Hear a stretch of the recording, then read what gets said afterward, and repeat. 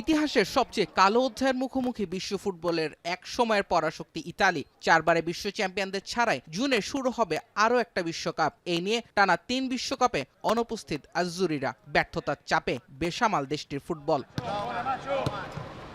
বিশ্বকাপে কোয়ালিফাই করতে না পারা 24 ঘন্টার মধ্যে পদত্যাগ করেছেন ইতালি ফুটবল অ্যাসোসিয়েশনের প্রধান গ্যাব্রিয়েলে গ্রাভিনা। এছাড়াও ইতালিয়ান ফুটবলে ডেলিগেট পদ ছেড়ে দিয়েছেন দেশটির কিংবদন্তি গোলরক্ষক জিয়ানলুইজি বুফন।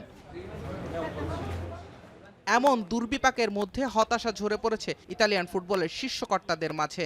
নিজেরাও জানেন না কোথায় মিলবে সমাধানের পথ। L'ultima partita che avremmo fatto ai mondiali era quella in cui io mi dimisi nel 2014, però diciamo bisogna prendere atto della situazione e fare delle riflessioni per capire come invertire questo trend.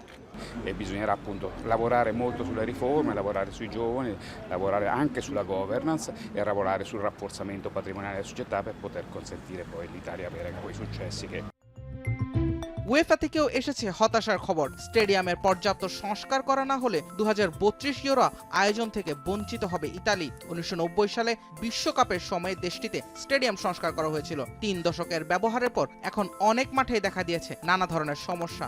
এমন একটি বড় আয়োজনের আগে তাই ইতালিকে সাবধান করে দিয়েছে UEFA.